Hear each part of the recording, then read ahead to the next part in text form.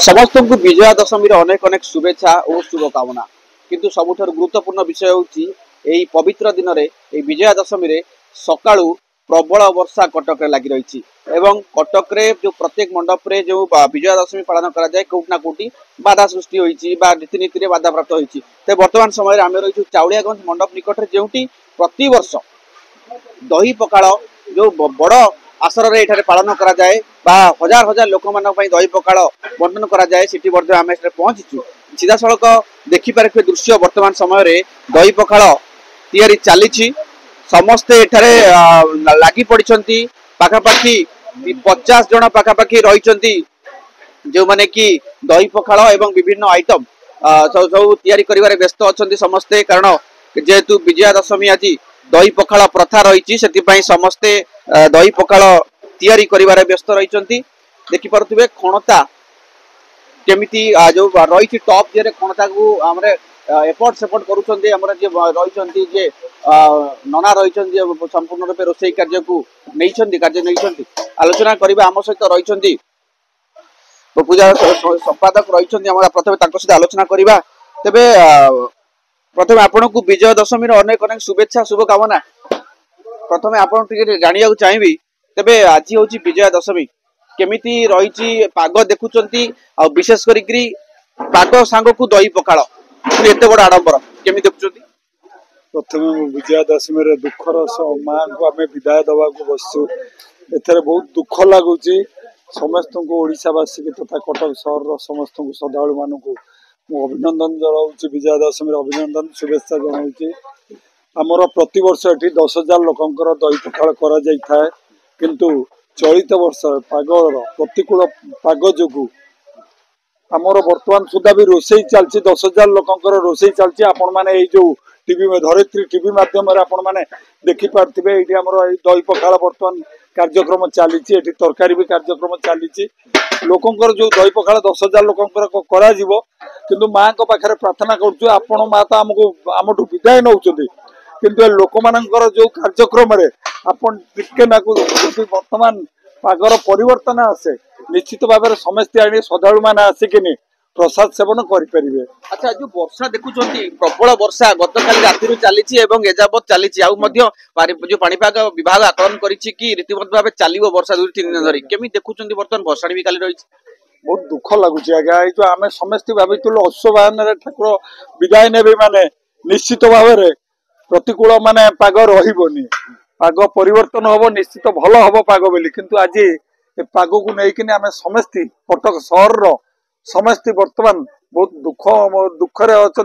भांगी पड़ते समस्ते काली केमिति भसाणी उत्सव टे भले हम बोली। अच्छा भसाणी उत्सव तो निहाती भाव में गोटे बड़ कथा जेहेतु सकाळू मेढ़ बाहर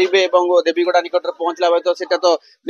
चलो 24 घंटा चलो किंतु आज दिनटा जो गुरुत्वपूर्ण दिन अपराजिता पूजा रही भितर दही पखाड़ लोक मैंने आडंबर भाव में उपभोग करेंगे खाइबे तेज आपको नहीं गोटे विचलित सृष्टि हो वर्षा पाग देखिक समस्त आम केवल आम चालान मंडप कहूँ कौटी 10,000 आउची कौटी 2,000 आउची कौटी 1,000 आउची प्राय विभिन्न जगार मंडप मान बर्तमान आज विजया दशमी समस्त भोग लागू करती समस्त श्रद्धालु मान भोग दियंती किंतु ये जो पाग को लेकिन समस्त भांगी दुखरे भांगी पड़ते रोसई बर्तमान रोसई चलती आपण मैंने आपण मान टीवी माध्यम देखा बर्तमान ये भात सब डिश मानकर देखु केते ये तरकारी कार्य चली कहीं आम भाभी पार नथिलु जे पाग एमती प्रतिकूल हम बोली आम पागर परिवर्तन हठात काली देखिकी राति 12टा पर देखला से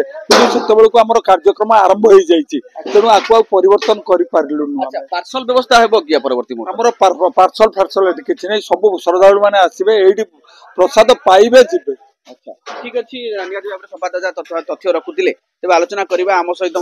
पूजक रे सी जो कहे कि कौन कौन सब आइटम करा जाए तेज आइटम संपर्क में आलोचना करवा नना आपण नना टे कहे कौन कौन सब आइटम हो दही पखाड़ महत्व कौन टे कहलु आज्ञा ये माँ आज माँ दही पखाड़ दीर्घ दिन चली प्राय 25 वर्ष दही पखाड़ चली ये प्राय 10,000 लोक खाया पीया सब हो दही पखाड़ जो हूँ चाउल सबुठ कटक 1 नंबर फेमस ଏଇଟା ଆମେ ସମସ୍ତେ ସବୁ ବର୍ଷ ଆସିକି ସହଯୋଗ କରି କରୁଛୁ ଆଉ କଣ। ଆଚ୍ଛା କଣ କଣ ଆଇଟମ ସବୁ ଅଛି? ଦହି ପଖାଳ ଆଉ ଛଙ୍କା ତରକାରୀ। ଛଙ୍କା ତରକାରୀ।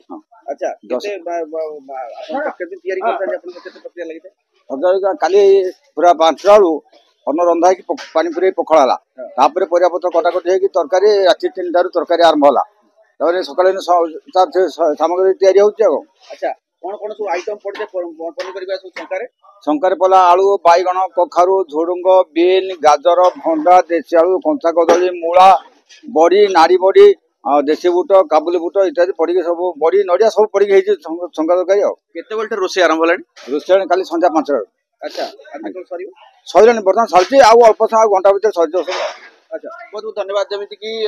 ତଥ୍ୟ ରଖୁଥିଲେ ଯିଏ ସମସ୍ତ ରୋଷେଇ କାର୍ଯ୍ୟରେ ଯିଏ ନିୟୋଜିତ ଅଛନ୍ତି, ନନା ଯିଏ ରହିଛନ୍ତି ମୁଖ୍ୟ। ତେବେ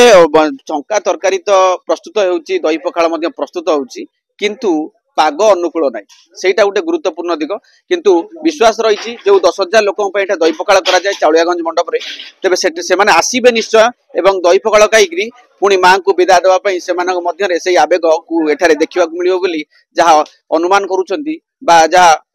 ଆବଶ୍ୟକ ମୁତାବକ ଯାହା ଯୋଉ ପୂଜା ମଣ୍ଡପର କର୍ମକର୍ତ୍ତା ମାନେ କହୁଥିଲେ। କଟକରୁ ପ୍ରଭୁକଲ୍ୟାଣ ପାଲ, ଧରିତ୍ରୀ ଲାଇଭ୍।